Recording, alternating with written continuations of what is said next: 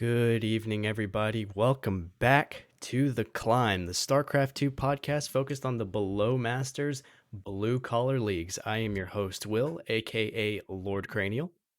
Hello, my name is Dan. I go by Captain Hoppa. Each episode, we will dive into the ups and downs of the Diamond Ladder experience while searching for the secrets to get good. Yep, we're just two normal players striving to reach that next rung of the ladder, sometimes getting a little bit frustrated when we fall down a couple, but we can talk about that a little bit more later. Yes, and today's topic will be about dealing with the tilt, dealing with that pressure, and how this can affect your ladder performance. But before we dive into that, I have to say this to you, Will. How's the ladder going? I I don't know, man. I don't know. I have no freaking clue what is going on with my ladder sessions. I'm so confused. I have felt like things just feel off, and yet I climbed almost back to 3.7k. So Mm. I don't know. Um, Yeah, so that's normal. I've had that feeling many times before. Do you feel like people are just doing a bunch of weird, goofy things versus you or something, or Yes. how? Yeah, Yes, just I think. yes. Don't worry. I think you said that in my chat the other day, so I kind of already knew the answer to that. But um, tell me about it. How's it going? Yeah, so I've like every once in a while now I play like a couple of games of unranked just to get warmed up. Um and I would lose to like 3.2k players. Like they would do some weird all in and I would just, outright lose to it. It's kind of disheartening, but um I would go play in like a tournament or something. I would beat like a 4k player. Recently I was in Pika Pal's tournament. I beat a 4k Zerg 2-0 and I technically lost to a 4.1k Protoss, but not before taking a game off of him. So Nice. it's weird though. It's so bizarre, and like I know that MMR is not necessarily the best, you know, uh, thing to measure yourself by, but it feels so weird to like have this massive range that you can play against and you can lose significantly below yourself or win significantly higher, which has me feeling like really weird and conflicted right now. Yeah, I mean, I think the competition wins always kind of feel like a little more significant and meaningful, especially if it's like a series, right? Like, being on the ladder, it's always a best of one, right? And there's a million things that can go wrong in one game. And sometimes it doesn't have the same weight. So like it's always nice when you have a good competition win too, because you can like put your heart on that and be like, yeah, that still happened, like, and that sustains me for a while when I get those. Yeah, but it's also like, well, a lot of the time, for at least for this tournament, I did some like meticulous planning on what I was going to do. And that did net me some wins. But versus, random Joe Schmo on the ladder, like you get one chance and you don't know what this person is going to do at our league. Like usually we don't face the same opponent time and time and time again. Like once you start getting up into like I think this is Masters 1, you start hitting the same people constantly. And probably even as low as Masters 2 is when you're going to start to like notice stuff like that. But every time I hop into ladders, it's a really high chance it's going to be a new opponent, somebody I have not faced before, and I don't know what to expect. So I'm feeling a little bit weird about that. It, the you know I'm sure we talked about this during the tournament episode, but it really is nice to be able to kind of plan these things out, know what your opponent might do, what they're comfortable with, and then playing off of that. Yeah. Um, so have you like changed anything yourself, like as far as your approach or the builds or anything you're testing out or anything like that? I've actually been testing out more builds on ladder recently, like previously I just kind of stuck with one build per matchup just because like it's a safe build.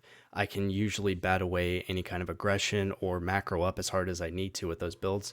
But recently, especially in like TVP, I've been experimenting with newer builds. Like I've been three raxing some people on specific maps, or like with TVZ, I'll throw in something new every once in a while.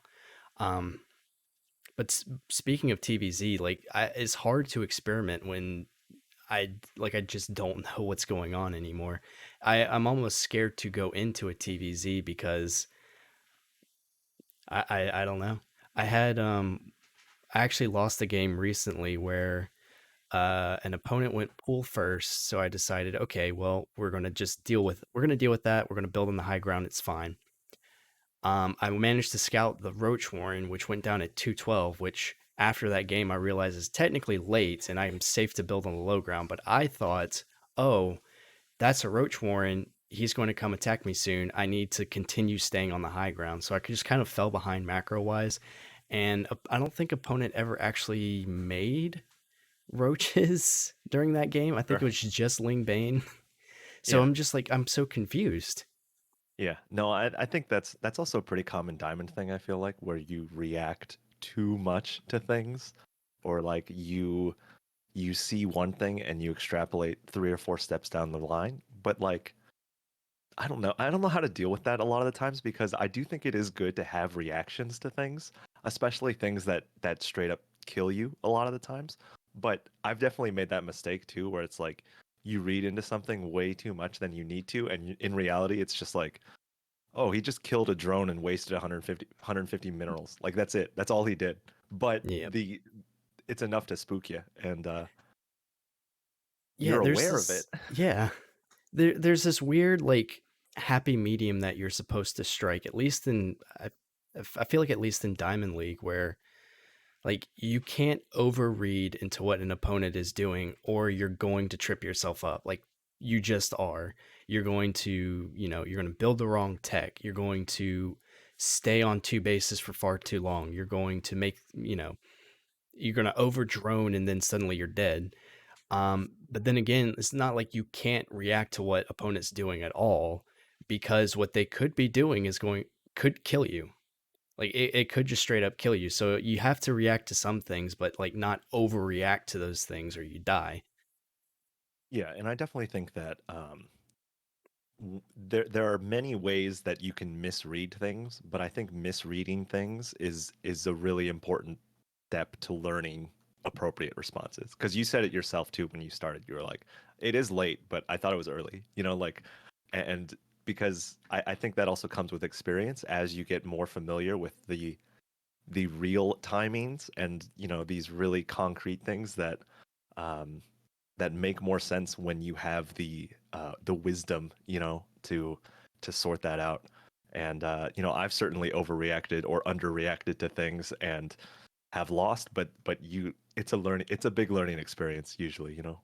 Yeah, I mean, speaking of that, trying to learn and have better game sense.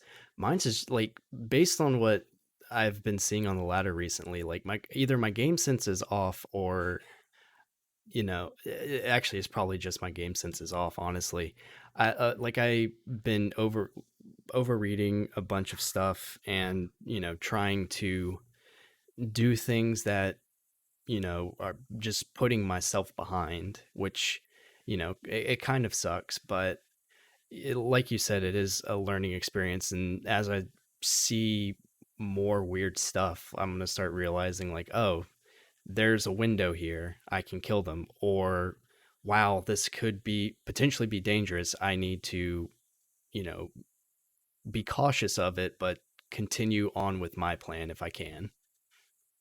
Yeah, and as you get more experience, the ability to have confidence in those situations, because honestly, I think most of those situations are from a lack of confidence and being like, I think he's doing this, or this looks like this, and but again, there's other situations where I scout something and I'm like, oh yeah, we're gonna keep holding down the drone key, we're gonna take another get, like I already have these steps, and it's also like a very relaxed like sequence of steps for me to enact this plan. But that's because, I've spent a lot of like dedicated practice versus adept builds or something like that. You know, like I know the lay of the land in those, but you know, it's always a challenge. And ladder opponents, who knows? Who knows what they're gonna do? And you know, half the time you look at it and you're like, I'm pretty sure this guy was making it up. And Yeah, there's sometimes whenever you see those things and you start to panic and just like, oh God, what could this be? And you trip up over yourself. But on the other end of the screen, it's really opponent just like, oh, I made a Templar Archives way too early. yeah, yeah, and I don't know. I think Diamond is the perfect storm of that kind of thing on both sides, right? Where one person's trying to react and the other person's trying to really execute a build, but either player can mess up equally, and they can equally have negative effects on each side, you know?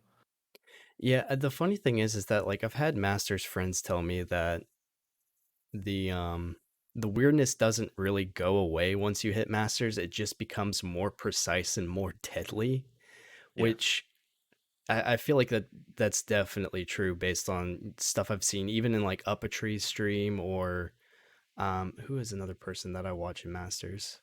I mean, if you watch any like Neuro sometimes sees a bunch of weird stuff on ladder. Um, you know, it does not end with Diamond. It doesn't. And if anything, this is a perfect place to start to learn like, oh, there's some real bullshit out there. I have got to learn what is and what isn't threatening. Yeah. And honestly, I think overreacting to things is not necessarily the worst mistake you can make. Because it is something, because I do this a lot too, where it's like a lot of my goals when I practice are focused on myself and not at all focused on my opponent. But there are times when I need to be like, no, no, I have to know these things before I commit to what I'm doing.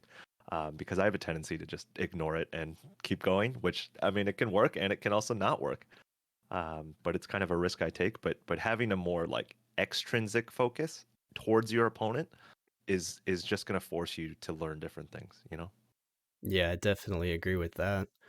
Um, just kind of continuing on with my ladder experience, I've been having like these weird ups and downs too. Like uh yesterday I started off like close to 3.7, which it'll be the first time I've been 3.7 in a while, but you know, I went 1 in 7 last night and I was feeling a little bit irritated with that. And I mean, you know, you're going to drop down MMR. It's like that's just part of growing in StarCraft 2. Um but the real frustrating thing is that I've also had like these insane nights where I just like crush people. And I'm used to it kind of being like a curve over time.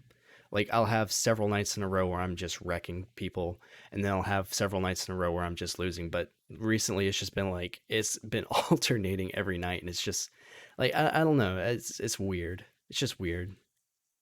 Yeah, I mean, obtaining that consistency, I think, is always a challenge. And I think uh, this is also just I don't know what this has to do with it, but I've noticed myself like when I play Terrans who are a higher MMR than me, I feel it. You know, like like it's very different because when I play Zergs or Protosses who are higher than me, I do notice it, but I don't notice it in the same way I notice it for Terran because I feel like Terran is so rigid in some of the production and so rigid in some of the build orders that like if a Terran is higher ranked than me, they will just always be ready and always be prepared, either unit wise or position wise or you know even just tech wise. Like it's just it's pretty incredible, and I always have to admire it. Yes, I kind of feel the same way with or like at least against Zerg because they just seem to have way more units than I'm used to at any given time. I kind Yeah, of feel the same way with Protoss because you know, like a Diamond 1 Protoss is all in is way scarier than like a Diamond 3 Protoss is all in. But it's definitely more noticeable with Zerg whenever I start to like climb up the ladder and face harder Zergs. yeah, yeah. Any particular matchup things you wanted to throw in there, or it's just been weirdness on everybody? So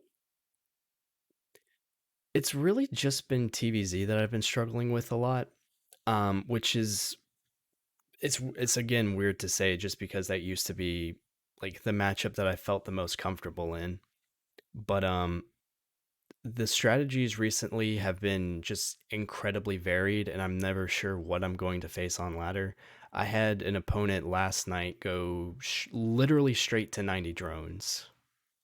Like I like I'm not even kidding. They went straight to 90 drones. I didn't punish it correctly because my 1-1 timing was like a minute late because I wasn't sure what they were doing.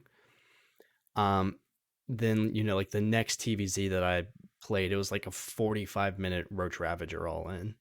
So yeah, I'm just like it's more of a game sense thing, and then just like solidifying in my mind how to deal with like all of these varied strategies. Yeah. Because it's hard for me to kind of flip on a switch, like because I there's a game that I want to play. There's a very specific way that I want to play TVZ, and it's hard for me to flip that switch and be like, okay, I can't play that game. We're going to go for a 2-2 all in. Yeah. Yeah, and it's this is something that I try to do when I'm on the ladder and I have no idea what they're doing is I try to like classify my ladder opponents into certain flavors and certain boxes because it really just helps me know like what the gist is of how they want to play, right? And like the 90 drone guy is a very specific it's a very specific choice and it's a very like high risk high reward kind of choice too because if he gets away with it good luck like like good luck getting anything done but at the same time he is vulnerable for a decent amount of time because he has like three queens or something like that like but it's really hard to do that in the moment and it's something that I always try to glean from the replay especially if I'm so surprised by like the the specific choices on how they got there. I'm like, how like this didn't make sense, but how can I describe my ladder opponent in like a quick summary way that allows me to still play the game in the way that I kind of wish to, right? And sometimes you can't, and sometimes you can. And a lot of times I'll look at things and be like, oh, he did this. So like I could have done the same thing I was doing. I just needed to, hit earlier or like I just needed to hit later. Um, so I'm still trying to use my own style because it's what I'm comfortable with and it's the easiest for me to adjust, right? I think sometimes the challenge is like this is a Twitch chat thing, but it's like, oh yeah, just do this completely different style that you never practice and you never make the units for. And it's like, no, I think we can just tweak the things I'm already doing because I can achieve the same results, you know? Yeah, there is this. I've definitely experienced the Twitch chat thing where it's just like, oh well, you should have just gone double starport Viking in this instance. So I'm like, oh, well, I didn't. I went Ghost because I wanted Ghost. And I mean, like sometimes it does have some credence. Sometimes a Protoss will go into carriers, you don't know it, and suddenly you're kind of in this like long drawn out game. Like the ghosts are nice, and you still need the ghost, but you'd also need to be like pumping from 2 starports at least. But there are times when it's just like Twitch chat just it's just like, well, you should have just made exclusively Marines. I'm like, there's a lot of Banelings. I'd rather have Marauders in the front. Thank you. Yeah. Yeah, well, and it's also like, oh, your opponent did this extreme strategy. You need to do this extreme strategy to counter it. And it's like, yeah, like that can work, but I'd rather, stay in my lane, so to speak. It's like, yeah, I could all in them off of 45 drones and like 2 Ravagers, but who does that? It's like streaming is another topic that we do have set up for one day, and we can get into like all the specifics about maybe even like Twitch chat trolls and stuff like that. But Oh, sure, I got plenty of stories in my back pocket. I do too.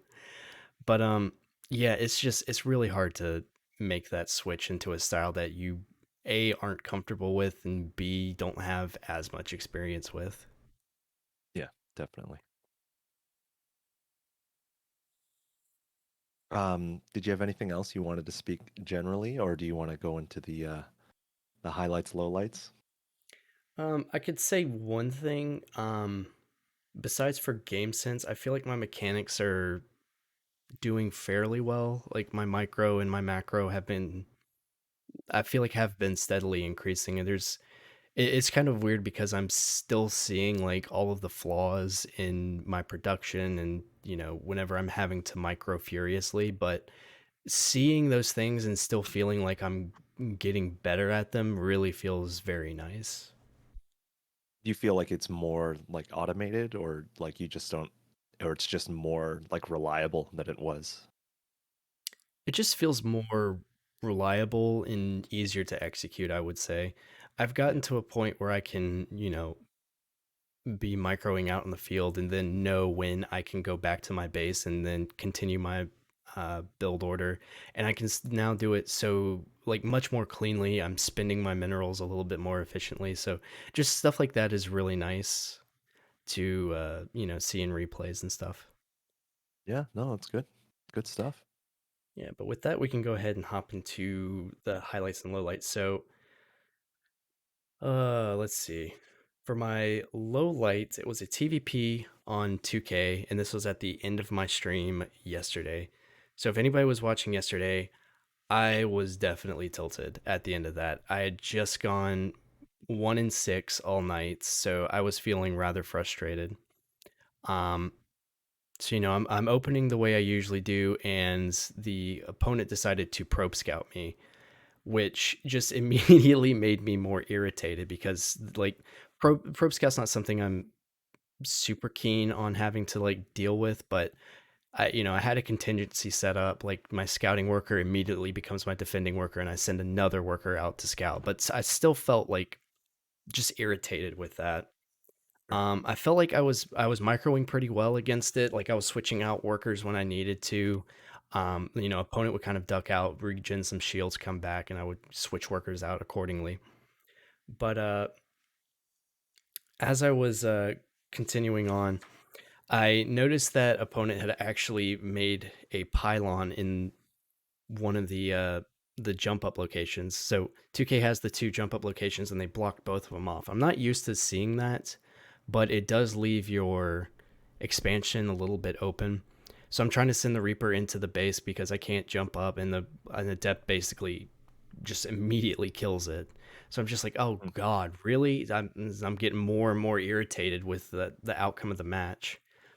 Um, so I continue into my build. I planned on Widow Mine dropping. I decided to make a Hellion instead of one of the Widow Mines just so I could get another scout off. And I pop into the base. I see that it's going to be a Stargate with a Void Ray coming out. And that, again, like irritated me because I know what style this person is trying to play. They wanted to get the Void Rays to like kind of poke in, poke out, and just be like really annoying, putting a lot of pressure onto my base, make it so that I can't move out. So now I'm just frustrated because I have to deal with that. And eventually, the Void Rays do come out. Um, they move over to my side of the map. They start, like picking off add-ons and stuff. I'm actually really happy because for once in my life, they didn't snipe stem as it was researching. That's a first. Yeah, But that's a big victory. it's a big victory. Yeah, they did snipe combat shields, but I didn't really care about combat shields at that point. I just wanted stem so I could push out. But my marine micro was not great versus these void rays. I didn't split them up effectively enough to cover my main base while also hunting them Hmm. um near my base. So I'm just kind of getting frustrated trying to move these marines around. They're just kind of like shuffling into place to try and deal with these void rays. So I'm just getting more and more and more irritated. Eventually I did manage to push out, but it was too like yeah, it was significantly late for what I had, but I was just like I just wanted to get this match done. I wanted it over with. I just didn't want to play it anymore.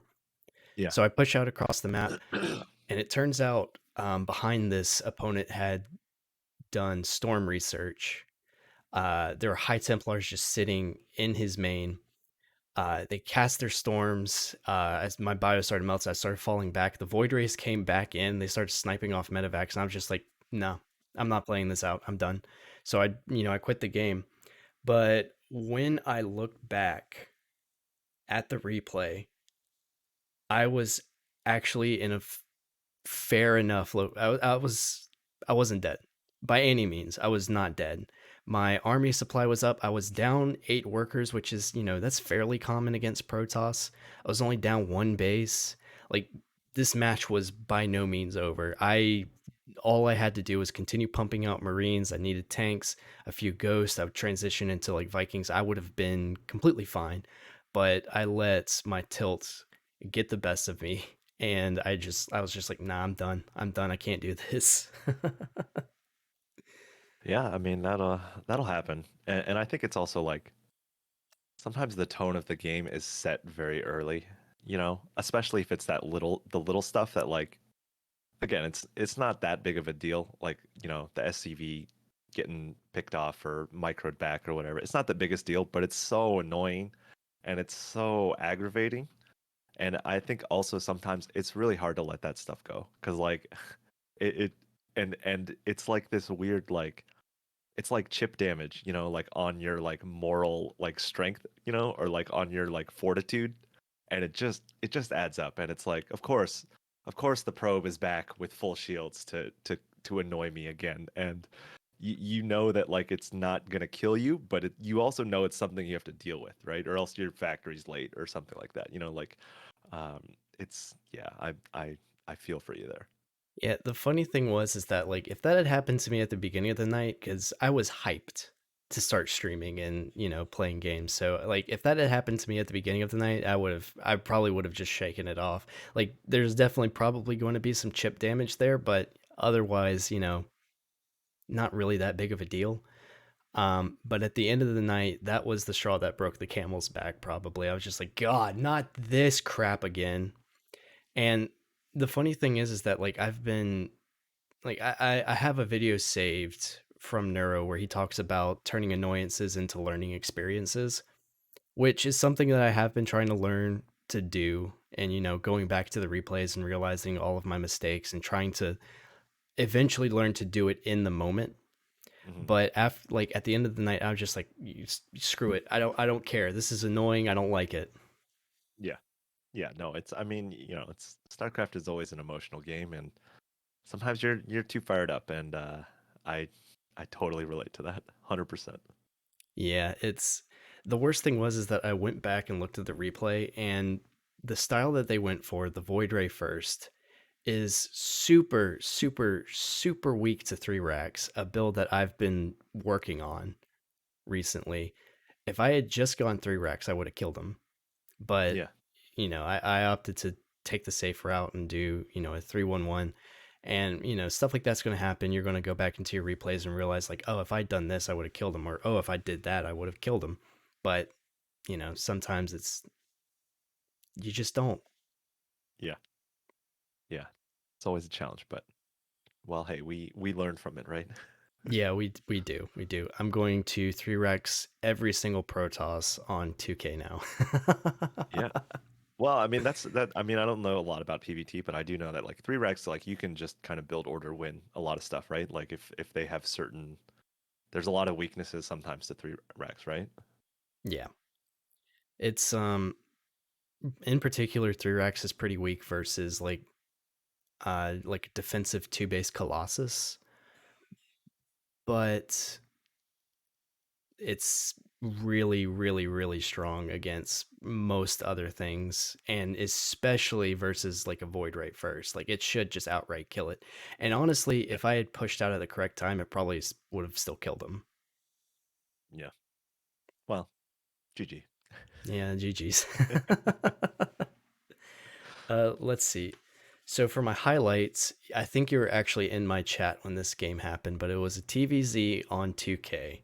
Been playing a lot of games on 2K recently. I don't know what's up with that. So once again, I'm up against a pool first Zerg. Um, so the standard protocol for a Diamond League Terran is just go ahead and build the command center up on the high ground. Like Hmm. in higher leagues, that's probably not necessary. Like you can glean from the Zerg base, like if you need to build on the high ground, but usually Diamond players are fine with just building on the high ground. It's not that much of a economic loss, so we do that. We go Cyclone first to deal with the potential roaches and Ravagers that might be coming in. We want to take the Overlord out if they decide to start biling stuff down. Um, Actually, what did I do after that? Oh, right.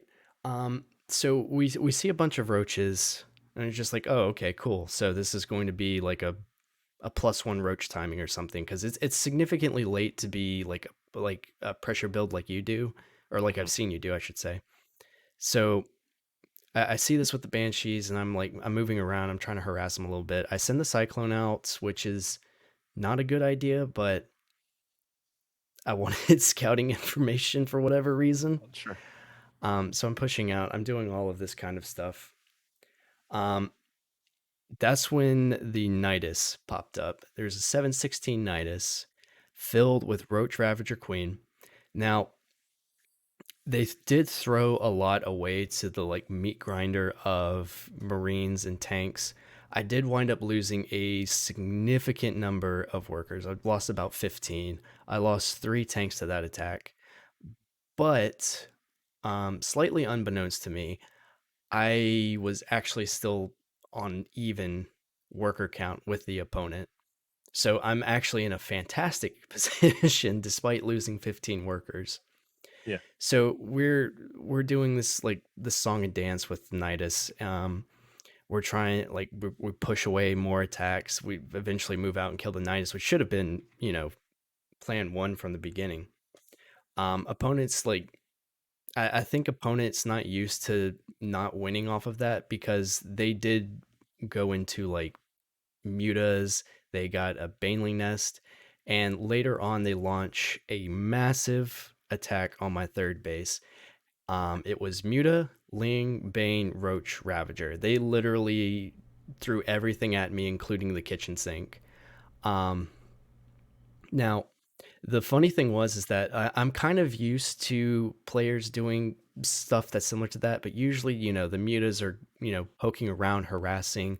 The roaches will be up front. The banelings will kind of file in and then like find individual targets.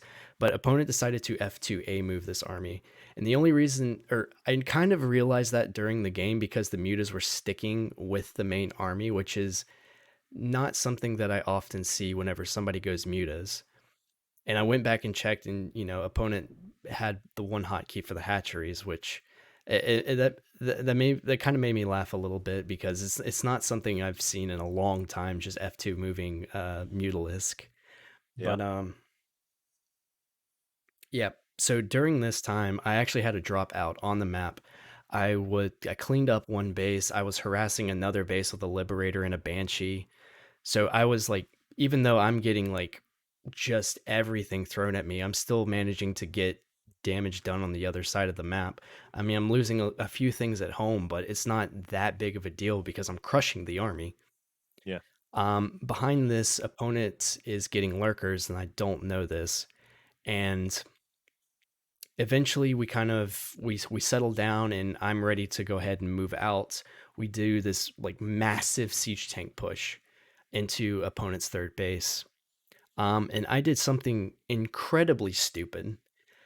Instead of taking my Marines and falling back when I saw Banelings rolling in, I immediately like ran into a choke in the Zerg's base, and the Banelings it was not a good choke either. I just want to make that clear. This is a terrible place to engage Banelings in. So they rolled in and just like crushed my Marines. I'm like, oh crap. Well, what do I do now? We're just gonna keep rallying there and see what happens. So from there, we're taking smarter, more efficient engagements. We're kind of baiting the banelings into siege fire. I'm keeping my Marines kind of. We're trying to spread them out a little bit. We're trying to make sure that we're moving back into the tank lines, and we're slow pushing into opponent's base, and we're starting to feel really good because now they're down to 3 bases. I have a massive siege tank line on one side. There's a drop on the other, cleaning up a base, and I'm feeling pretty solid. And then that Nidus notification goes off again, and I think it was like 12 lurkers that poured into my main base.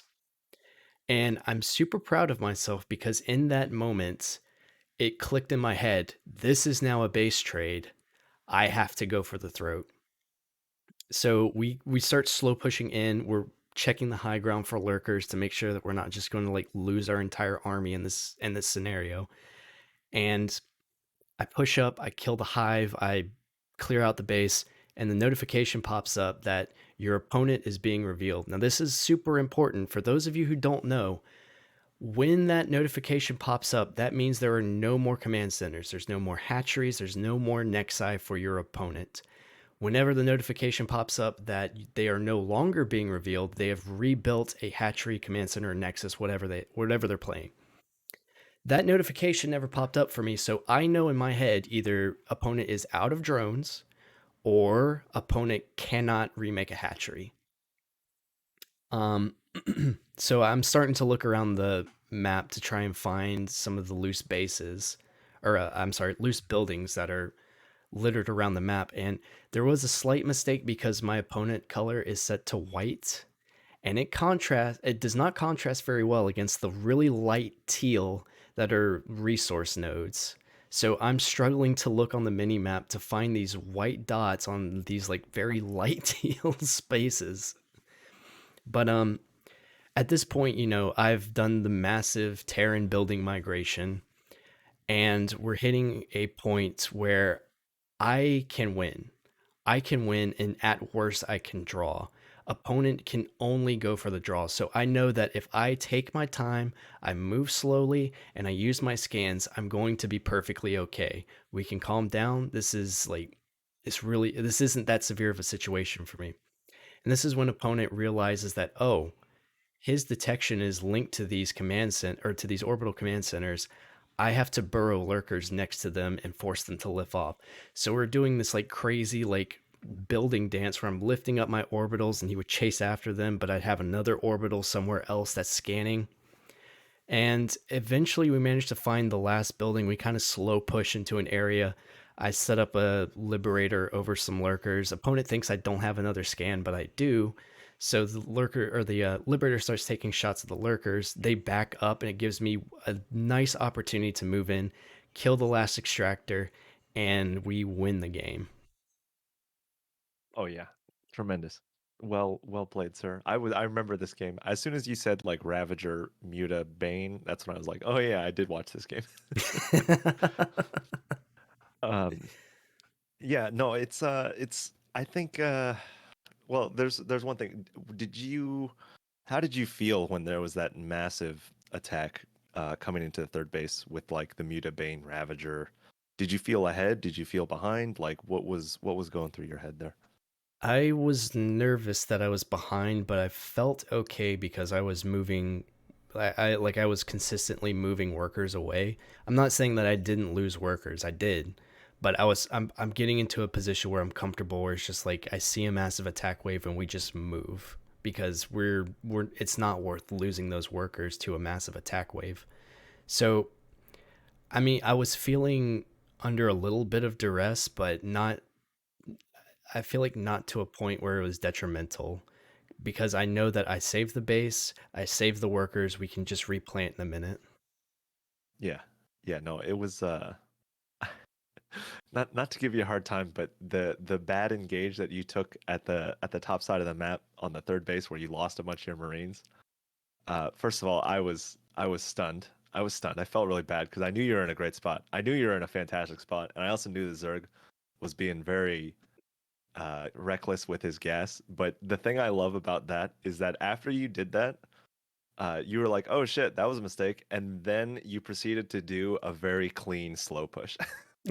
Yeah, I mean, it was literally learning a lesson like in the moment. Yeah, you just had to like sacrifice like 30 Marines to be like, oh yeah, this is how I'm supposed to push with tanks. And like then after that, you had so much less supply, but like it was a legit fine push and you just kind of crept your way in, you pulled stuff back into the tanks, and I'm like, oh, now he's doing it. Yeah, it's And funny you were still in a good spot, but man, what a ride. that yeah, that I feel like the moment that happened, I was like, this was a really stupid decision. I don't know why. Like, it would have been even better if I had just broke off like a couple of Marines to do that. Like, it would have been so much better than just being like, here's a whole ball of Marines for you to just murder. Yeah. Yeah, Have no, I at mean, it. hey, it's a hard game, and sometimes we can't be fully aware of every single decision we make, and moving up in towards the mineral corner with all of your marines and a giant ball might not be the best, but it happens. It probably won't be the last time, but fantastic game. Also, the base trade I thought was very exciting. I think base trades are one of those weird things where you can really never prepare for the base trade situation that you're in, and it requires a lot of just this is where we are. This is it doesn't exactly matter how we got here, but this is where it is now. And having it's always a challenge to sort through those situations because every base trade is so uniquely different. But I do think there is always a huge advantage to the person who goes, "Oh, it's a base trade." The sooner you have that thought, the better off you be. Because there's a lot of games too where I am the one initiating the base trade, right? By like diving my army in, just being like, "Oh, I guess let's do it." And just because I'm the person who said, okay, we're doing this, it gives me a huge advantage, not only mentally, but also like I can like hide drones off to the corners or like I can do other stuff like that. But having the ability to just be like, oh shit, we're base trading, just it allows you to enter this new game state on better feet, right?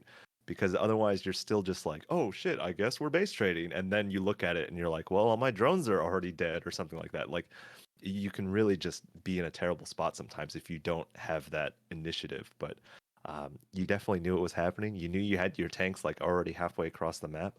Um, and again, the liftoff burrow scan dance is one that, you know, I have never experienced, but it certainly is chaotic. And, you know, even if it's like there's that one orbital on the far side and like eight Zerglings are there, but they force it to lift because there's literally nothing else there, and then the lurkers can move. Like the opponent kind of knew what to do. I think he was pretty not in a good spot from a lot of that, but he was still being very annoying and very deliberate with his actions, especially with forcing the liftoffs and forcing the movement and the shifting of all of the units you had. But man, what a game!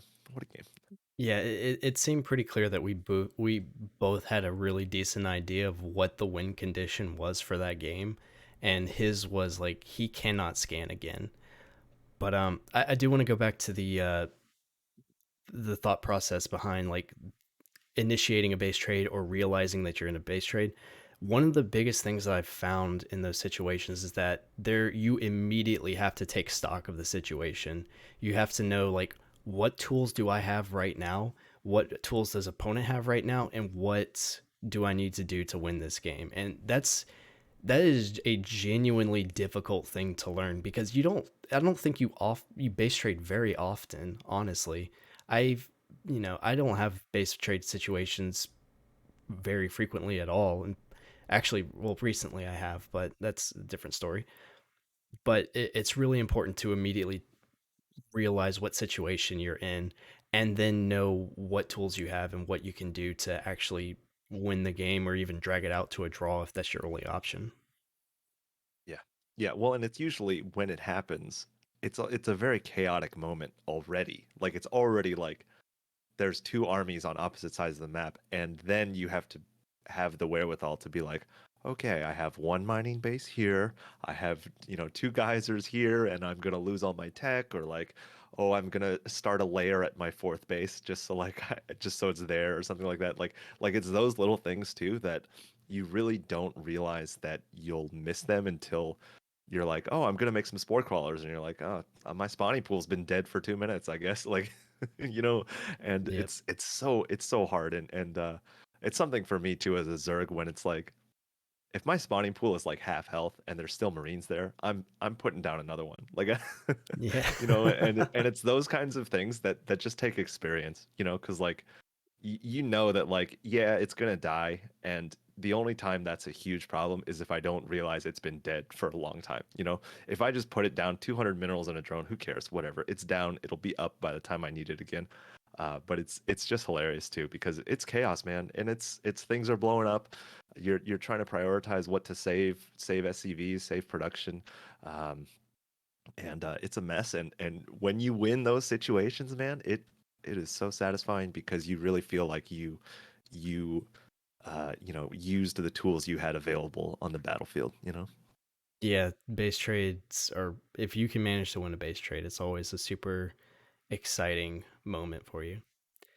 So, with that being said, I guess I'm going to go ahead and flip the question around to you, Dan. How was the ladder treating you? Pretty good.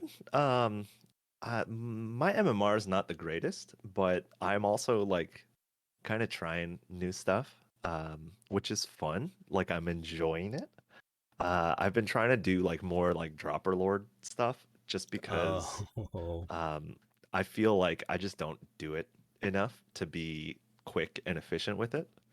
Um, like like previously I would have to like look down at my keyboard to like find the unload key. Like that's how bad it was. Because I just don't have those mechanics there, you know? Like I know the button's there, but like I'd be like, what is it again? Do I click the thing here? Like I just don't have that like set. So even just practicing that of like, okay, we're gonna put some roaches here, we're gonna put some overlords here, we're gonna make sure overlord speed has already been done. That's another big thing because like to drop as a Zerg, you have to have that foresight to already have had overlord speed usually. Um, so just getting that down for me is already a pretty big win because again, it's not something I'm very practiced with, and I think it does have a lot of utility. Even if it's not doing damage, it has a lot of positional utility and a lot of ability to pull some tanks out of position or cause a F2 panic or something like that. And those are the mistakes that I really enjoy exploiting because I can also just kind of show up with a giant roach army somewhere else. So I'm really trying to work that in. I wouldn't say it's going great as far as like the specific timings of it. I can do it and I feel more comfortable doing it, but I still need to work on like just getting it to sync up a little bit better because there is this kind of like, okay, I let the drop go in, I let him see the drop, I let him react to the drop, and then I dive in. What's been happening is I send the drop in, and then I start dancing with my main army, and then the drop keeps going in, and then I start microing the drop, and then I lose my entire main army because I'm not looking at it. But like that's how I want to do it, right? I want to have my main army ready to pounce on stuff, but I also need to be more aware of it and not lose it for nothing because I've done that like two or three times already. But it's fun, you know, and I do think it's just a good like general skill for me to have. And same thing a little bit too with a Nidus. I've been trying to do Nidus stuff in that same kind of thing, and it's pretty much the same where it's like I can do it and I can send the worm where I want it to, but like the unload and the loading mechanics are still like not very polished and they're very sloppy and I end up making weird mistakes with it. But that's part of it. That's why I'm doing it because I know how inconsistent it is for me. You know, so work in progress, but it's fun. It's fun. as someone who is very enthusiastic about drop play, this excites me so much to hear that you're starting to branch out into this. I'm so happy for you, honestly. Is it just like, is it kind of like your basic, like mainly drop in the mineral lines, or? Yeah, so I'm still kind of playing around with it. What I've just been doing is I just do like 8 roaches, you know, because it's like it's at a decent investment and it's an investment that like you have to kind of respect, but it's not like the YOLO doom drop kind of thing, which is very different. I just want a positional, huh, like you know, like I just want to, oh my God, like I just want that kind of reaction from my opponent. Um, and I do think that, you know, it's still getting there. And again, just getting the overlords and the roaches to the place on their own control group and everything is a whole thing that like I'm uh one of the things is that I don't use my control group number 4, despite the fact it's like right there and I could be using it, but I've made it my designated Nidus Worm slash Dropper Lord group because I'm just really trying to work it in because I feel like it's a good thing to have and it's a good thing to just be comfortable with, you know? Yeah, absolutely. Um, Once you get to figure out those mechanics, though, I promise you it does become more fun because then you get to learn the timings a little bit better. Um, I know that whenever I play TVP, what I like to do is I like to do one of two things with mind drops. If they manage to repulse the first one, is either A, and try to engage their army, distract them, and then send the widow mines in so that they're not paying attention to it, or B, sending the widow mines in to drag their attention away while I kill their main army. And it's a very valuable tool to learn, and I'm glad to hear that you're kind of branching out into stuff like that because it can make you a very potent player. Yeah, well, and stylistically, I feel like it's kind of right up my alley as far as like I like multi-pronging, I like playing with my opponent's attention, and I like just diving on stuff when I have a good opportunity and a good position. Right, I love these positional plays, and I love these things. And then so far, you know, I can do that stuff, but I usually did it with like a 6 or 8 roach run by, where I just try to walk them in somewhere and then try to do something else. And just adding the dropper lord, it just adds more things to click, more mechanics to click while doing it, but it's the same thing fundamentally, you know. Yeah, absolutely. I mean, you're going to catch some really mad Terrans that just don't have their tanks sieged up anymore. What Yeah. made you decide on the 8 roach drop though? I'm curious. I don't know. I feel like it's Neuro kind of talks about it. I forget what number he uses, but he's like it's at like a 30% rule, which is a little more than 8 roaches typically for me. Or 30% would be more, it'd probably be like 12-ish or something like that. Um, but you know, the amount you invest into a drop is it's a choice, and I still haven't figured out what I really like. I think I've been doing like 3 dropper lords, but only 2 of them are full, just for just because I don't know it, just because it's been what I've been doing, and I have the ability to be like, maybe we'll put some more in this time, but I haven't really done that quite yet. Um, because I do think it is one thing. Like if there's a drop and it's a drop that like they know that their rally will get, you don't get the same reaction to a drop where you're like, oh, this could kill every SCV in 3 seconds if I don't respond to it appropriately. So I want it to be a little scary. Hmm. Is this just something that you're experimenting with in ZVT, or are you doing it in all the matchups? It's mostly ZVT is the ones I've been trying it in. I don't. I think I might have tried it in ZVP once or twice. It's the same thing too, where you can still get good positional stuff. The thing that is also funny too is I also learned how many Terrans just put like 4 turrets in their main just because they've been burned before. And it's always a surprise, but I'm also just like, yeah, I should expect this sometimes. That's a player that's just scared of mutas, or Yeah, either that yeah, or they're going mech. That's I because I know the exact players that you're talking about because I've seen them too. Where I just load up a couple of Marines to do some harassment, and I fly in. And I see like the 4 turret line. I'm just like, oh well, somebody got doom dropped in the past. yeah. Well, I mean, I do it in ZVT. Like I put like 3 spores in my main just because like I also know it's a big exploit for like the roach style. If you drop my main and kill all my drones, I kind of lose. So like I'm always aware of it and I always put it there. But I also know that like I love reading those drop plays before they happen where they're like, "Oh, I'm dancing around your fourth. Where am I gonna go next?" And I'm like, "Bro, I know you're You're gonna go to the main after this. Like what do you think? What do you think? What do you think I'm thinking? Like, of course you're gonna go to the main after this, you know?" And it feels cool when I call it, especially if like I had a play the other day where you know all of my queens were already in the main, and my opponent just shift clicked the drop in, and he didn't look at it. And by the time he looks at it, 2 medevacs are dead, and there's like 3 Marines unloaded, dying to queens. And I'm like, yeah, it was a good read. Yeah, I've had that moment before where you're shift clicking the drop because you're trying to focus on something else, and you come back and it's just not there anymore. You're just like, well, good job, opponent. Yeah.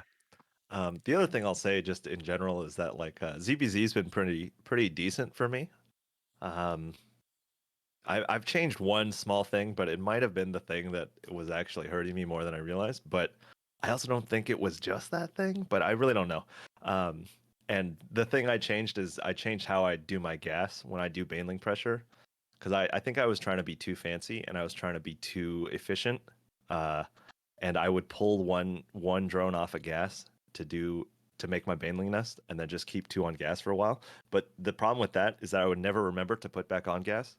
So when I try to pivot or transition, or after I've done damage, I try to do anything or even make defensive banes, and I'm like, I don't have the money. So I've been just keeping three on gas, and it's actually working a lot better. I'm much more comfortable with it.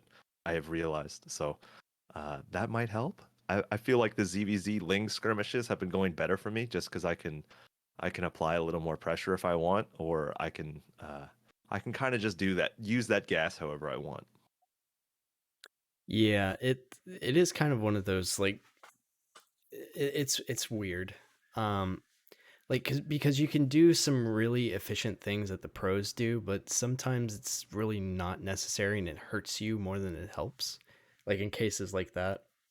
Um I know that I would I would mess up with some of my TBT builds because there's a point where you're supposed to pull out of gas and then put back into gas. And, I would forget to do one or the other. And I would just be like, oh, well, I don't have enough minerals to actually like produce an army. So I guess I'm just sitting here for now. But it is one of Yeah. those things where you either have to you have to kind of grind it out and practice it a little bit more and get used to doing it while under fire, or you kind of just cut it out and just be like, I know this is mildly inefficient, but like for right now, I got to focus on other things and like not dying on the ladder. Yeah. Yeah, and I'm very happy with it. I still need to figure it out and keep playing around with it, but it's been a nice sensation to be feeling confident in my ZVZ again, especially in my opener with the pressure and all that. Like it just feels better, and I feel like I'm just in a better shape to move on to other stuff or to just keep making Banes and just keep trying to kill him. Like either can work for me depending on how it goes. So it's good. Yeah, glad to hear that you're feeling comfortable in ZVZ again. What about ZVP? You haven't really mentioned that much. Yeah, I mean I don't know. I only played a couple of them. It was okay. I had a guy who made a depths versus me, and I'm just like, oh yeah, this people used to do this. It's still a surprise. Like I know how to deal with it, and I think I just lost too many drones initially, and then I just lost to the subsequent aggression because I was behind. Um, but fighting adepts as a Zerg is always funny too because like you can. It's really hard to tell how much damage you're allowed to take, right? Even when I check my drone count and I'm like, it's not that bad. It's hard for me to say because a lot of times I've had to shuffle the drones up and down. A lot of times I've like instantly remade them, like as the last two adepts die, I just I've already redroned, so it's hard for me to get a read on how many I actually like lost. Um and so it was just funny. It was just funny because I'm like, oh yeah, this is a style that I used to face a lot, and it's not a void ray based style. Uh and then other than that, hey man, the other games I just queen walk or I die trying. Is there anything else that you want to talk about your kind of general ladder experience, or would you like to go ahead and hop into highlights and lowlights? No, I don't think so. I think we can go into the what do I want to start with? I'll start with the low light. I'll start with the low light. So this was a ZVT on Oxide, and this was like the most like Uber turtle mech I've had in forever. Oh Uh, boy.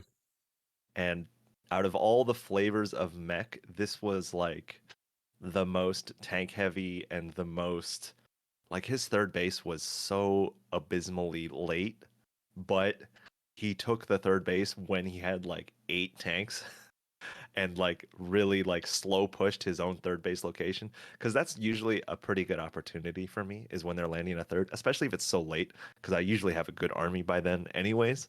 But it was unbreakable and it's oxide, so like it's an extra pain just situationally, and I got impatient. That's really what it boils down to. And I think the challenge too is that you can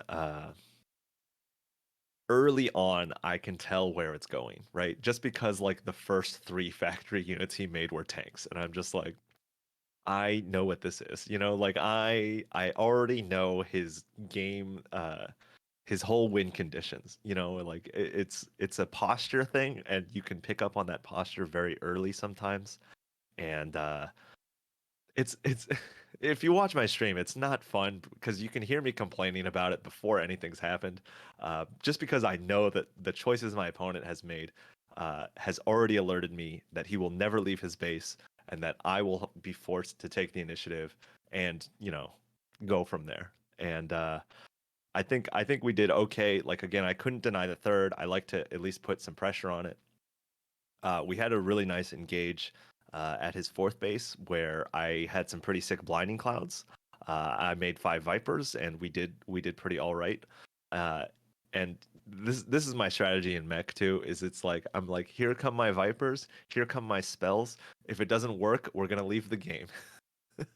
Like that's how I go in because I just don't like subjecting myself to these longer mech games. The thing is that it went really well. Like the fight went really well, so I was like, "Hey, we got a chance. Like we can keep going."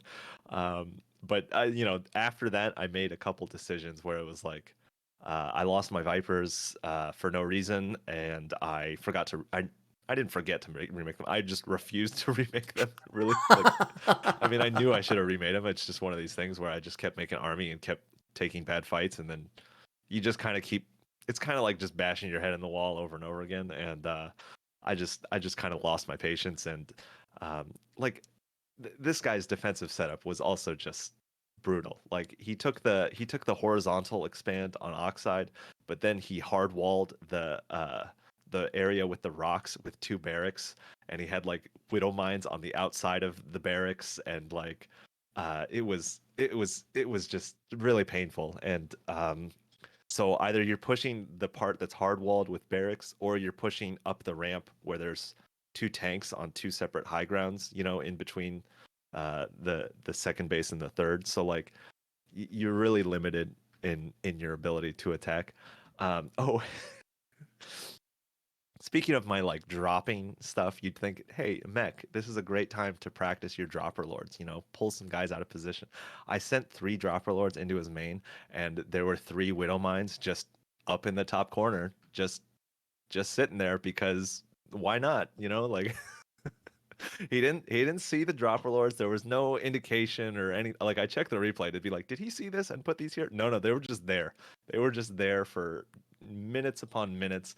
So like I feel cool with these drops, and they literally just explode in the air from 3 widow mines that were tucked behind the gas geyser. And I'm just like yeah, it's one of these like losses too where it just hurts, man. And it more it hurts me in my core. Even though it's not the biggest investment, it's just like yeah, yeah, that happened. No, that hurts. That hurts me just having to. I can't imagine how painful that has to be. That's for starters, a Terran that expands to the horizontal third on Oxide. Really, it's not something you see every Yeah, day. yeah, it But was surprising. yeah. So I definitely feel the impatience part, and that's something I've been having to learn to deal with more and more and more recently because it seems like a lot of people are kind of prone to, take a late third and turtle up behind it. Um, and it's hard because like you and I, we have a fairly similar play style where we want to set the tempo for the game, and we want to be the ones attacking. We want to be the ones with the map control.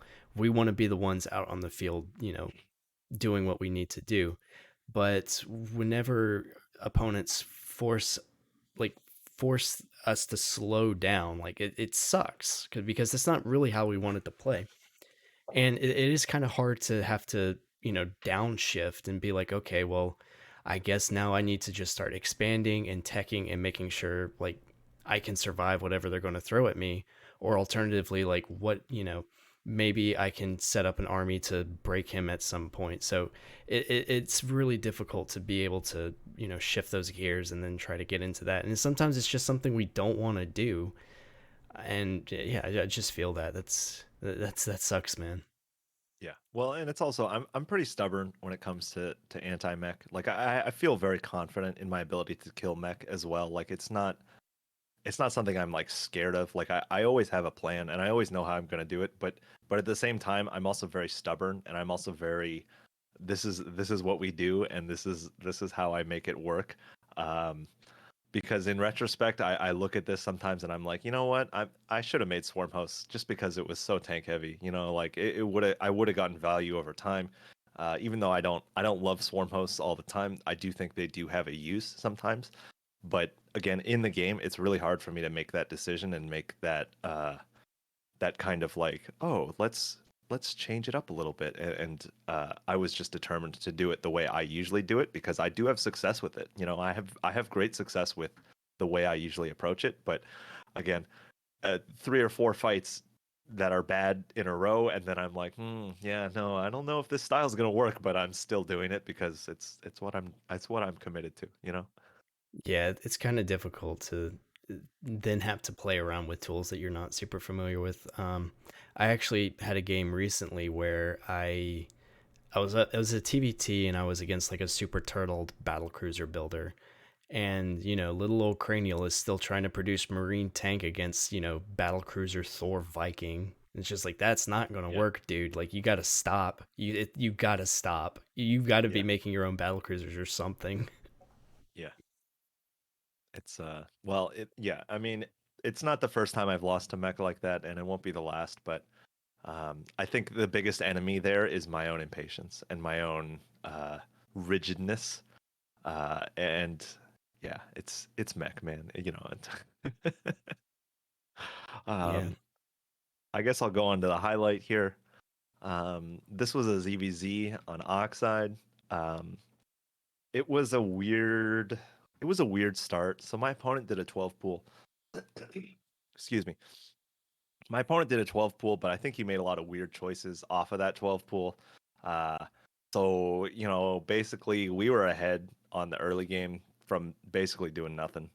He made some weird choices as far as like going into my main with the lings and like taking a really early gas, which I just don't think is a good way to play the 12 pool expand. Like it kind of hurts you a lot more than your opponent. So again, we were pretty far ahead. I start doing Ling Bane pressure, uh, and it goes pretty well. I think he did some counter pressure too, and I felt pretty stable and secure in that. The thing that I did I got my third base denied by Lings like twice, Oh and I God. and I missed the cancel both times, which makes Oh it my extra God. painful. Yeah, yeah. The first time I definitely thought I had the hatchery selected, and like I guess I just didn't, because it's one of those ones where like I know it's gonna get canceled. Like I know it's gonna get canceled. I just have to be ready for it, and I just missed it. Like like it happened and it died. So whatever. And then the second time I had like Queen Roach Bane, like a small amount of them near the third, because I knew he still had lings on the map, right?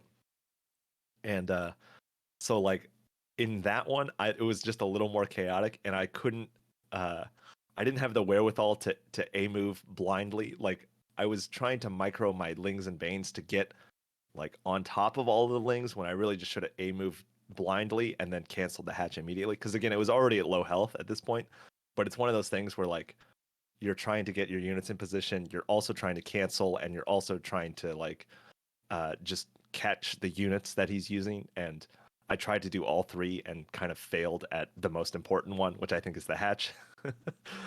So I gave him that, and then it's kind of in this weird state where I have two base pretty full saturation, and my opponent has a third base because he's been able to get it through his pressure.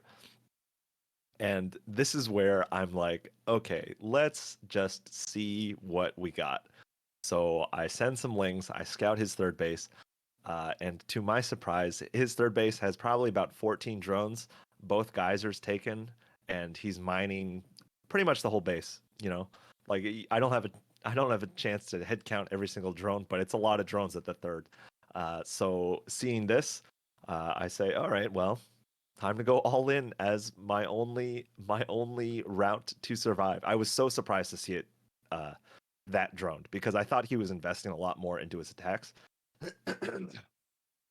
So, anyways, I make a bunch of Roach Ling, and we just go across the map without speed. super committed, just making lings. I think I made like 5 banes too, just for that extra, that extra pop. And we just barely got on top of the third. Got got in between the rally points and were able to get in between the rallies. And then once you're there, if you have enough roaches, you can just kind of win the game. And that's what we did. Oh, I forgot to say this too. So like when it was in this weird phase where I have 2 base saturation and he has a third that may or may not be saturated or not, I put down a spire, just because I was like, maybe this is a comeback. Maybe this is a comeback mechanic. Like whatever. Like it can pay off. So I put down the spire, and then that's when I scouted the third and saw that how many drones I was down. Uh, and the best part about that is that my opponent reacted to the spire and made 7 spore crawlers, uh, while my push was moving out. So like I I pretty much forgot about my spire. I mean, I didn't completely forget about it, but I had zero intention of using it. Like when it finished, like the sound was surprising to me because I was like, "Oh yeah, I did put that down, didn't I?" Because I was already making roaches and already making lings and already intent on going across. And my opponent scouted it and he reacted to it, and I think he reacted way too much because there were 18 roaches going his way instead. So I think that also played into that a lot. And it was funny when we were talking about the reacting to stuff too much because, I don't blame him. I don't blame him for making those spores, but he didn't expect me to go all in and kill him with roaches, but we got it done. I just love the fact that the one Mutalisk Captain Happa has returned, but this time not even a Mutalisk, it's just the Spire. I love it. Oh yeah, and I mean he scouted it when it was still building too, so like it was like really convincing, and it feels great. And again, it's just a 200 gas investment, and it helps sell the story. But I knew in that game that if I just sit back and drone, I lose 100% of the time. It's one of those situations where it's like, oh, I'm this far behind economically.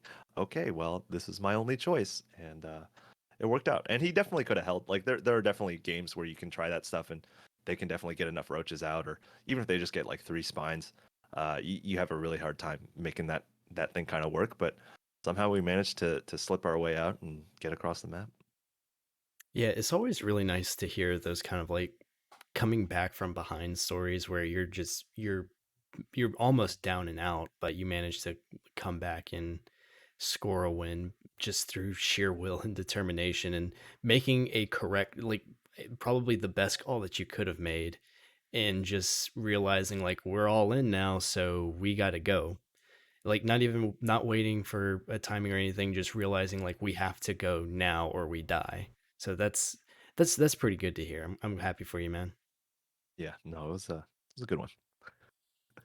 Yeah, I'm never gonna get over this. Like Captain Happa makes a spire and everybody panics and makes too many spores. Though that's amazing. I mean, it's a very common thing in ZVZ because I think every Zerg has had a game where they are ahead in every way possible, and then 12 mutas show up, and you can never take a fourth base, and you can never progress, really. Like it's a very paralyzing feeling, especially when like you're A, not prepared, or B, not like secure enough to know how to approach it or know how to get out of it, because the real answer to mutas is like lurkers, right? Like getting a hive, and if you try to force your way in with Roach Hydra, and they just make 18 Banes, like you just lose, so like it's one of these situations where if you're in the situation,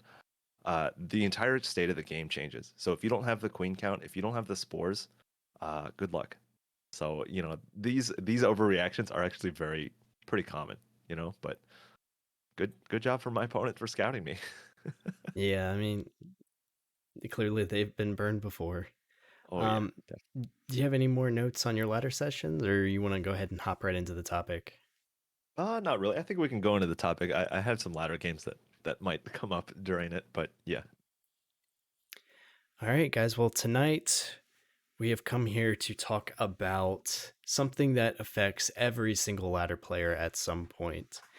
You go on a losing streak, you face off against something that you just can't stand, and you start to feel the tilt. You start to play worse due to it. It's almost like a snowball rolling down a hill. Once you start getting tilted, the more you play, the worse it's going to get.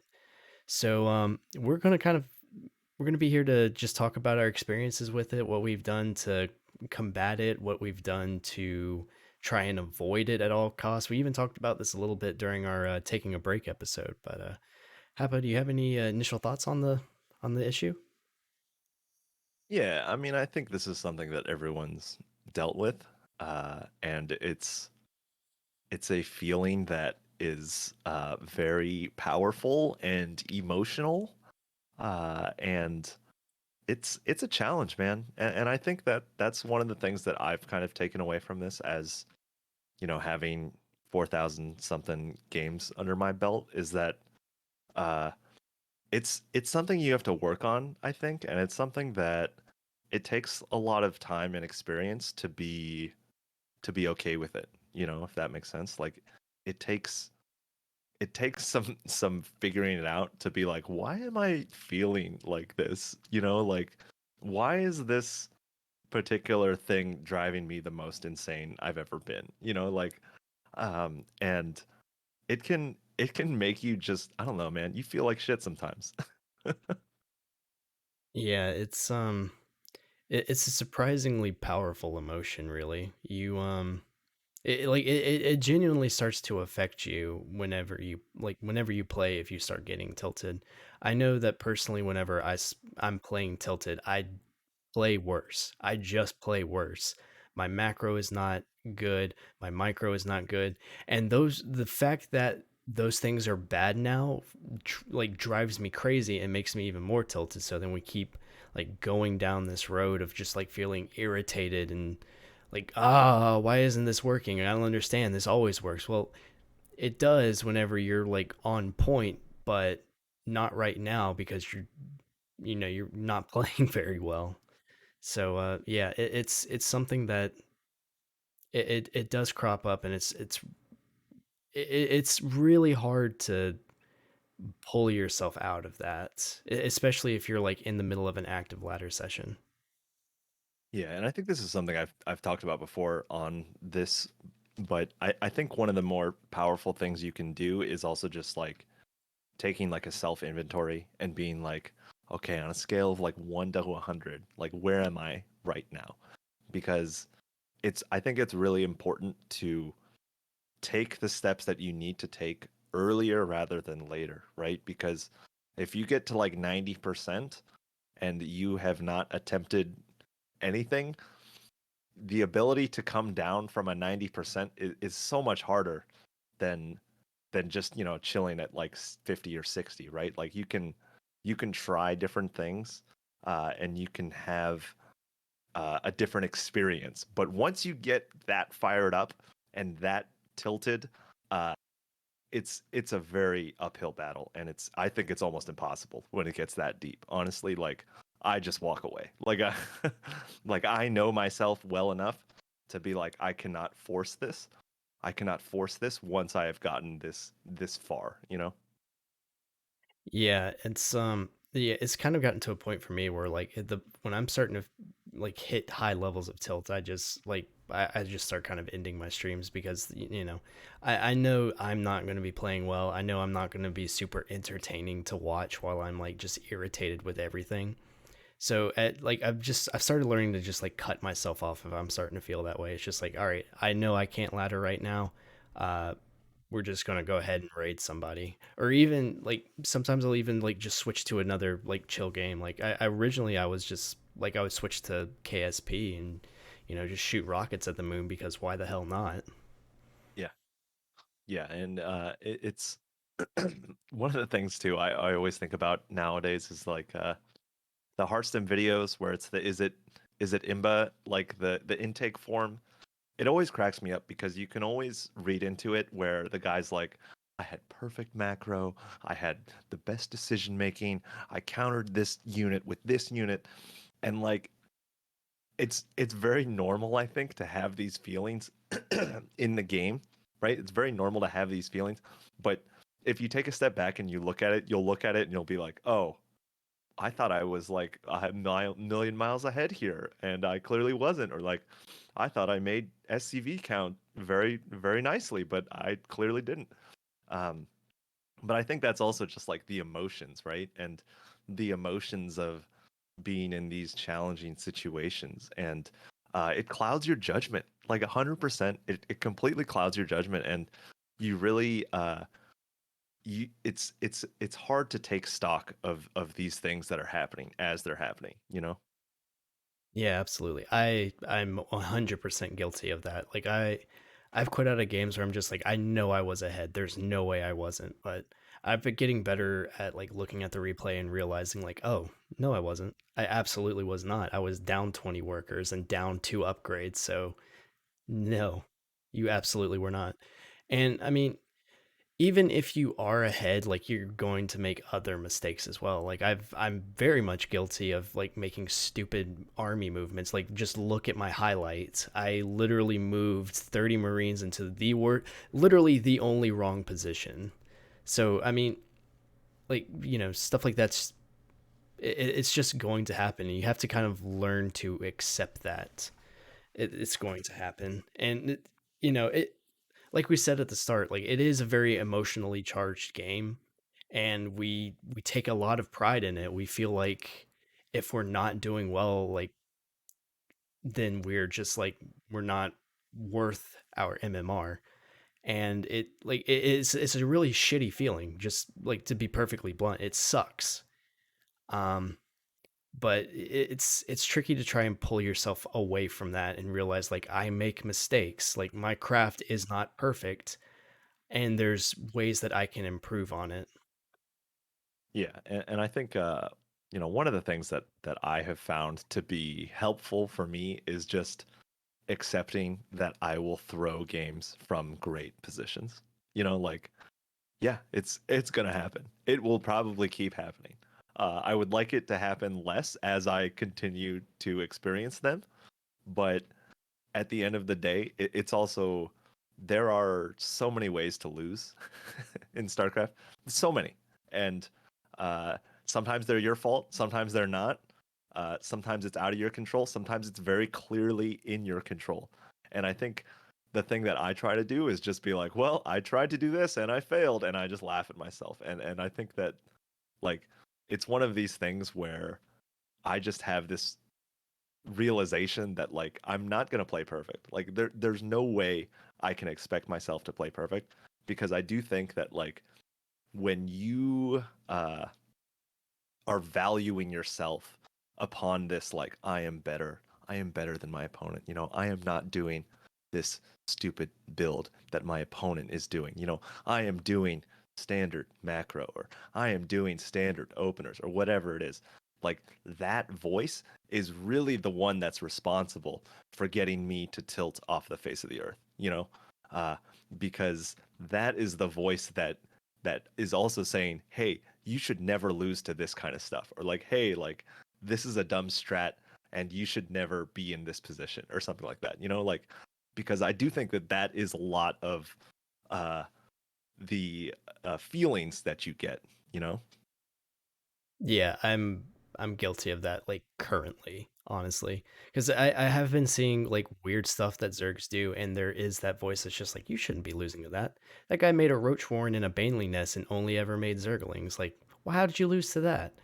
And it does contribute a lot to being tilted because you think that because a build is stupid or because an opponent happened to catch you off guard when you weren't expecting it, then like I mean it could be anything. Some people will turn to like, oh, it's the game, it's the balance of the game, that's what's wrong with this. Or like, oh well, opponents dumb because they attacked at the wrong time. Their timing attack was late and I wasn't expecting it. Or, that's not the correct tech, but somehow they won. And a lot of those voices can contribute to you like feeling worse. And it's not really healthy. It's not super productive. And it's also something that's kind of hard to get over. Like it genuinely is. It's something that I still struggle with to this day, like trying to, you know, just get that voice to shut the hell up because at the end of the day, I'm responsible for most of like all of these losses really. Like I might have gotten unlucky one game and there's still stuff that I could be improving in that game so that I can not be that or not experience that misfortune again.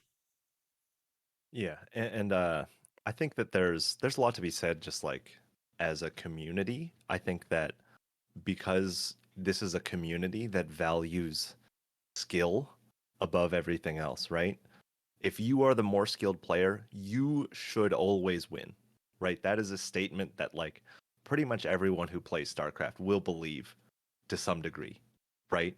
But then there's like the asterisk where it's like, unless they do like this dumb strategy or unless they do this. And like, yeah, there is truth to that in certain builds and certain choices that people make. Um, but it's also kind of out of your control. And I think that that's something that I've definitely tried to be aware of. And it's tough, man. And I also think that like a lot of these things I say about the strategies that I use and the strategies that I've kind of done, it's like it's taken me some time to get to where I am to think about this game in this way. And even just like I think taking accountability for your own actions and decisions is a big part of it because your opponent is allowed to do all sorts of dumb shit, you know? And they will continue to do that, right?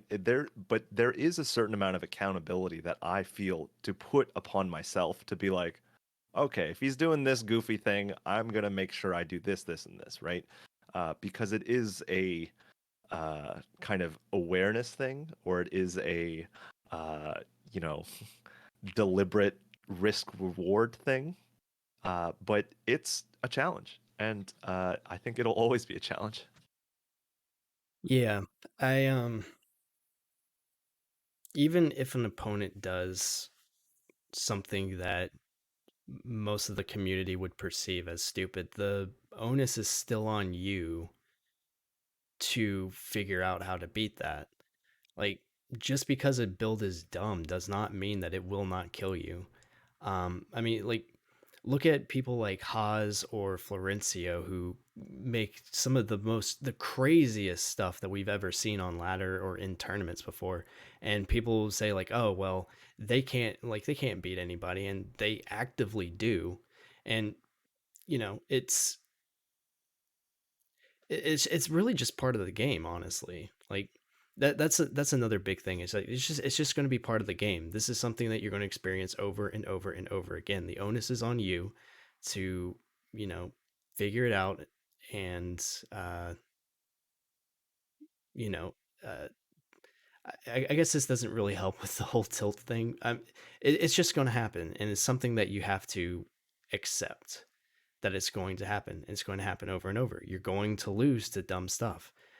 Um, and you really just shouldn't let that voice in your head say like, "Hey, dummy, you shouldn't be losing to that stuff." It's just going to happen. Yeah. You just have to the literally the best thing that you can do is go into the replay and say, "What could I have done differently?"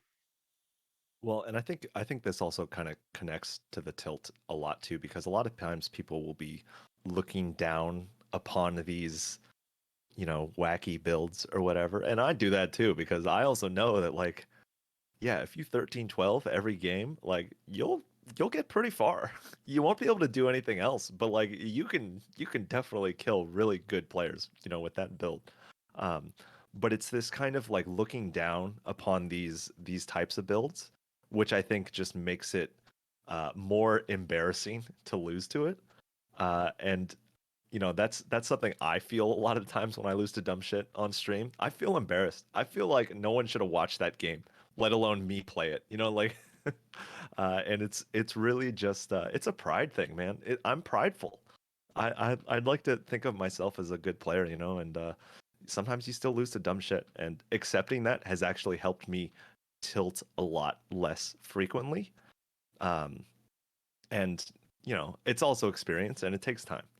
The other thing I'll say is that there's a certain amount of I think you need to have a certain amount of respect for your opponent, even if they're doing goofy shit, because the goofy shit is still lethal in many circumstances. And if you don't respect what they are doing, you'll just lose. Like just straight up lose. And it this is something that I've kind of realized about myself is I barely get tilted for cannon rushes anymore, just because like if it gets up, it gets up, and I'm just like, well, all right, well played. Like, like I don't agonize over it, and I think that that's something I used to do a lot, where you're you get cannon rushed and you get contained on like a base and you can never take a natural, and then your opponent literally has like 15 minutes to make anything they want, because you are so far behind. It really doesn't matter, right? The rest of the game really doesn't matter. And some people will just agonize themselves in these situations where they're kind of clawing for life. And me, I'm just like, oh, got up. All right, well, you got me. And I just leave. So like cannon rushes, like I don't run into them all the time, but when I run into them and I lose to them, I'm just like, yeah, well, it happens. Yeah, I know that's something that Neuro has talked about at length is, respecting your opponent, and it kind of helps with your mentality on the ladder. Something that I've actually been trying recently uh, to kind of counteract the tilt and learn to respect my opponents a little bit better is that they may be doing something that is perceived by the community as dumb, but their mechanics are good enough to make that dumb thing work because they are currently playing at your level and they have the capacity to beat you in a 1v1. So like you have to respect that. They're they may not be doing the freshest meta builds that, Cyril has decided to grace us, or they may not be, doing the things that innovation taught us a few months ago. They are doing their own thing and their mechanics are good enough to back it up, and you have to respect that. Yeah. It's again, I think this is the other thing too that contributes a lot from the tilt is that it's very difficult to separate yourself from the win loss. The big W or the big L, like it's because that's always the thing that we remember. And this is one of the things I was thinking of the other day when I was losing a couple games, and it's like it's kind of like in volleyball, where you get like a really good rally, right? Like and it's like super super close and like there's crazy plays on both sides. But at the end of the day, someone's still going to spike the ball and win, like and you can have some incredible rallies and forget about the entire rally just because of how it ended. Like it can just be that shocking and that decisive, but it's very much a challenge to be like, okay, well, you know what? I'm happy with the first 80% of this game. Like it's really hard to do that, and it's only something I've been able to do in my experience. Yeah, one of the things that I learned, um, I think this actually came from the Archives Book Club, but they did review one book where uh, a psychologist actually studied the effects of wins and losses, and people do feel wins like twice as much as they do wins. So it does have, twice the, like, you feel it twice as much essentially. Um, and also people tend, it's like you said, people tend to just like remember what got them a win or what got them a loss and not really focus on the events that led up to that. And it is kind of hard to separate out, like I genuinely think that some, like, you can play a fantastic game and still lose, and that's not necessarily a bad thing. Like that shouldn't be something that you feel negatively over. That should be considered a win in your book. Um, and I don't think you should tilt over that. Like you should be able to look back at that replay as like, I played pretty damn well, but opponent played a little bit better. I may have a few things that I can work on, and that's fine. Like that's sometimes that just happens on the ladder. And there are also times where you could win big, and look back and think like, wow, there's a lot of mistakes that I made here. We have opportunities in the future to um you know deal with that. And whenever I'm in a good state, thinking about those kind of things helps me, or helps prevent me from tilting. Like going back into a loss and just like, oh, that was actually still a pretty good game, even though I lost. There are a lot of things here that I am proud of. And, maybe the very last move, it wasn't such a great idea. And that's what cost me the game. But I'm super happy with the macro up to that point. Yeah. So as you were talking, I remembered two games that I wanted to mention because it I think it applies to this where like I had a ZVZ where I felt like I navigated the mid game, early game decisions wonderfully. Uh, and then at a certain point, I move commanded my army into his army and pretty much gave him 40 supply for free. And I was never able to recover from that.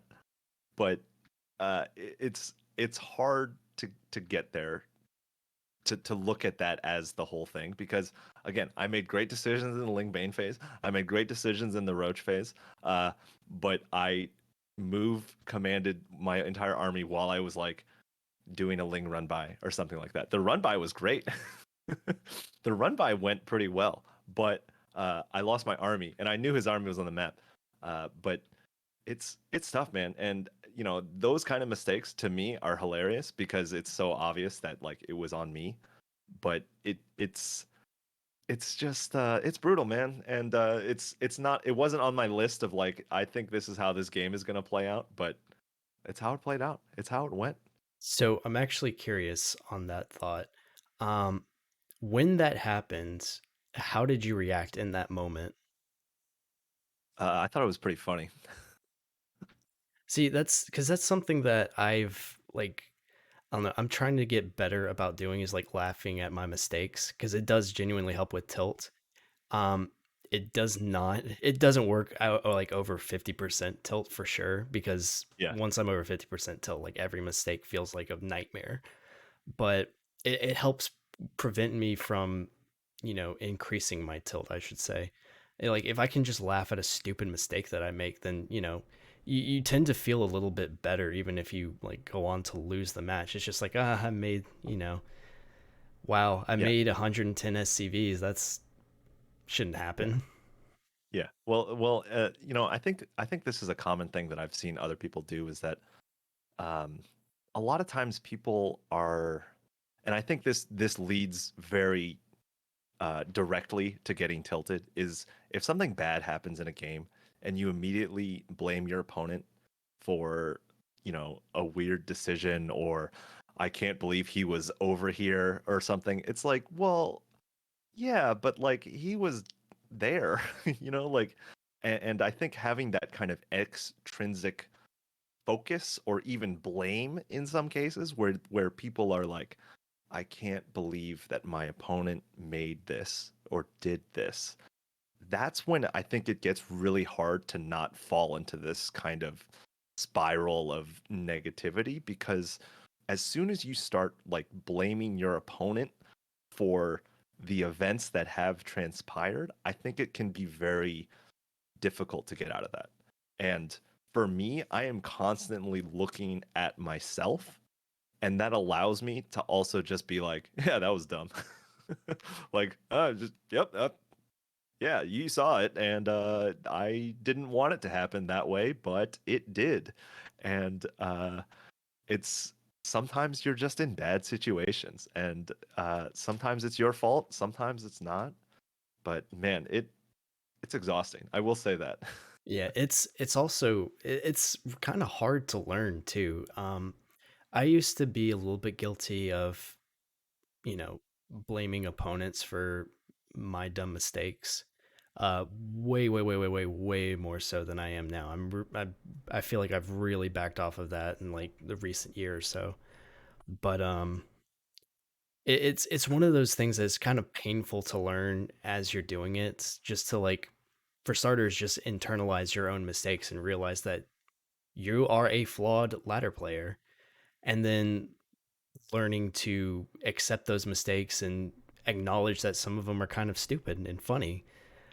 but it's one of those things that if you can internalize that, then you're going to feel much better going forward, and you'll probably experience at least a little bit less tilt, or you will tilt less quickly. And it's such a good lesson to learn, really. Yeah, and I think realizing that you and your opponent are on relatively even circumstances, right? Like, yeah, you could throw in balance or stuff, but like you really shouldn't, especially if you're like not masters. Like it's not worth your time. It's not worth your time to the classic thing I always think of is like, man, I could get out of Gold League if it weren't for Banelings. You know, like it's that it's that kind of sentiment that you see everywhere. You see it all the time.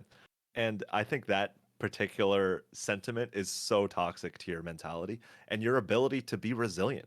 You know, StarCraft is a game where you have to be resilient in bad situations. You have to look at the situation and say, this is bad, but I can have a plan to get out of a bad situation, you know? And yeah, it yeah. That reminded me of the Gold Leaguer and Marmello stream. I still get a kick out of that every single time. Um, Yes, no. yeah, it like StarCraft 2 is a brutal game. It's rough. You have to think a lot. You have to perform a lot of actions in, anywhere between a 5 minute to an hour long match. Like it is exhausting, and you have to learn to, be resilient with those kind of things. Like you're going to come into some really bad situations, some really good situations, and you know, you just you can't let it wear you down is the thing, Yeah, and you need to know when to stop. yeah, If you just got off an hour long game, it might be time to like just, take a quick walk or something, like stretch your legs or kind of get the blood flowing, or get a glass of water or something. But yeah. yeah. I think the other thing I'll say too that I think is very important is that like um I feel very comfortable in my ability to avoid the tilt, but I am never immune. You know, like it's always there. The possibility for me getting tilted is always there, right? And it might take a certain culmination of factors kind of coming together, whether it's my own physical state or mental state going into it, or just the games that I play. Like I got 13-12 like twice in one day, like almost back to back, and I was just like I was not happy about it. And you know, it'll happen. And I think even if I have a lot of tools to deal with it and a lot of ways to kind of spin the games in a way that is positive and meaningful, because I do think that you can find a way to do that. At the end of the day, I also know that like some days the tilt is gonna win. You know, the tilt is gonna get there and it's gonna beat me. And the best I can do is learn to adapt to that and accept it to a certain degree. You know. Yeah, I will say that I'm definitely easier to tilt than you are. And it's it's still a learning experience for me. Like I don't want to sit here and sound like I know everything about tilt. I really don't, and I still struggle with it to this day. You will catch some streams where I'm just like, I can't believe this. This is such crap. And it's like it's something that you do have to continue to work at, and you probably will continue to work at it for a while. I know that I've become less tilted, over the past couple of months, because I'm like actively trying to work on it and trying to be better about it and respecting my opponents and realizing that I'm not a perfect ladder player. It's hard. It's really hard. Yeah. Well, and at the end of the day, what we're really talking about here is having an emotional awareness, right? Having an ability to look within yourself and say, why am I feeling this about this situation? Or like, why why does this feel so bad, this game that I enjoy, you know? Because it's really just looking at yourself, processing your emotions, processing the situations that you're exposed to, and learning how to deal with it. And that's also a skill for life, like it's also a skill for everyday interactions with people. Um, this is the other game I wanted to mention before I forget it. But I played a Zerg on Beckett who played the most tilting style I have ever seen in my Oh life. my god, I remember this. And he basically made Spore Forest and Lurker, and that's it. That's the whole strategy. Sorry, I don't have anything. Um, and it is like the most frustrating thing because I don't see it too often. It's not my first time I've seen it, but you can engage it. Your detection will always die because the spores will kill it instantaneously. So even if there's only like two lurkers, and again, I was up like 40 supply, like I had a big hefty army, and I think I had a decent early game that actually got me a little ahead too. But but once he got six spores and six lurkers, I there's literally nothing I can do until I get a hive or something else like that. And it's it's one of these things where that particular situation is in itself very tilting because it is so one dimensional and so aggravating to play against. And man, it was not a fun game to play. Yeah, it's actually a really good point that you bring up is that just like some matches are just tilting. I know that there's probably a clip floating around of me right now of me playing against a Mass Raven Widowmine player where I wasn't sure what they were doing, so I scanned their natural and I scanned their main. The natural had a planetary fortress, and when I looked in their main, they had two starports with reactors, one researching, and I'd already seen a Raven. And there's an audible sigh and eye roll. And, stuff like that, it can be irritating just because it's hard to engage. It's hard to kill stuff and it doesn't feel like you're getting appreciable damage done. So you start to get frustrated. You start to get tilted. Like, why would Blizzard implement such a game? How could this happen? Like this is broken beyond all belief. And you start to kind of fall down that shitty rabbit hole of negativity. And you really just have to kind of back up and think it's a style. It's a style. There's counterplay, or like even better. It's just like I'm not feeling too great tonight. I'm feeling a little tilted. I just kind of don't want to play this. I don't want to play it tonight. I I feel like I could have more fun and learn more things by playing other ladder games. Yeah. And I think that is a really important junction in the game and also in the mentality, right? Because when I go to my opponent's base and I see eight spores and lurker cocoons, I already know I can't win it there.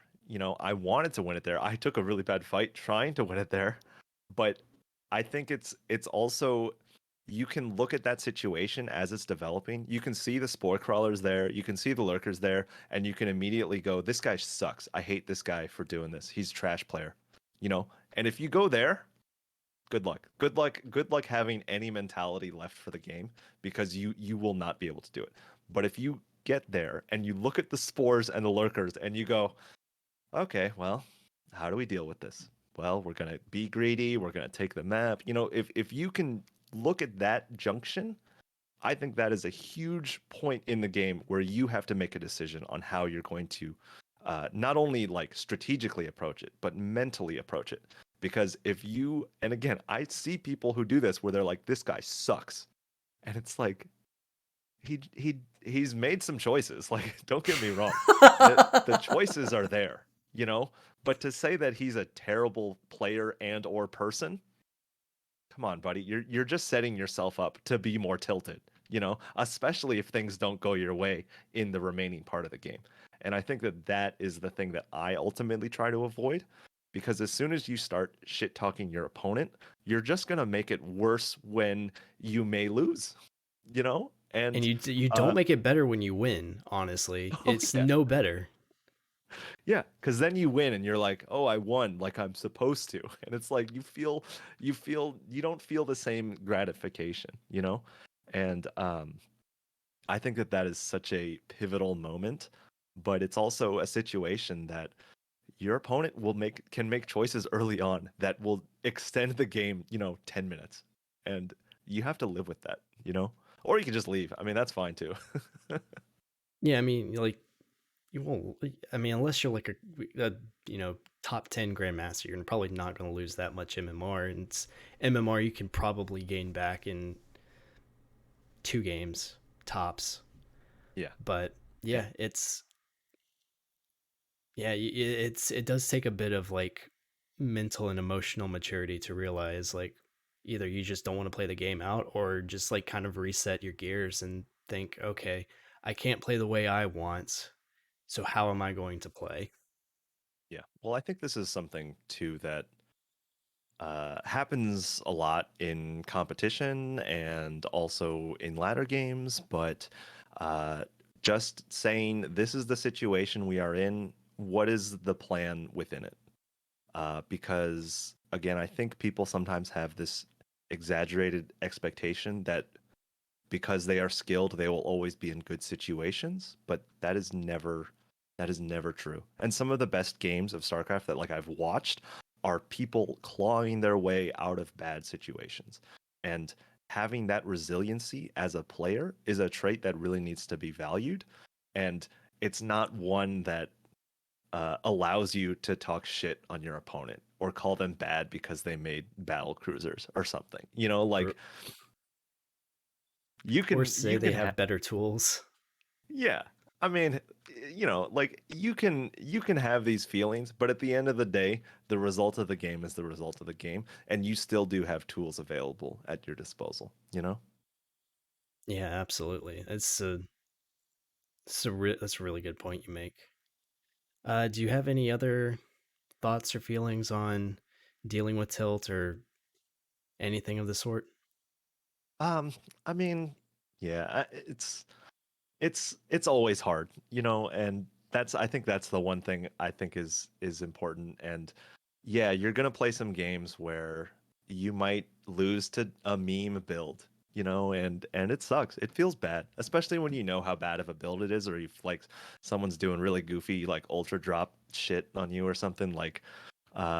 It's one of the things that whenever I'm like an MMR mismatch, I try to kill my opponent as quickly and efficiently as possible, just because like I don't want to style on somebody who's like not equipped to deal with it. I don't think that that's good sportsmanship. I think it's more sporting to just be like, yeah, I'm just gonna kill you like you're a normal like you're a normal player. I don't know why that was in here, but like I've seen it and I've felt it too when like you get dunked on by like a meme build. That is the most tilting thing.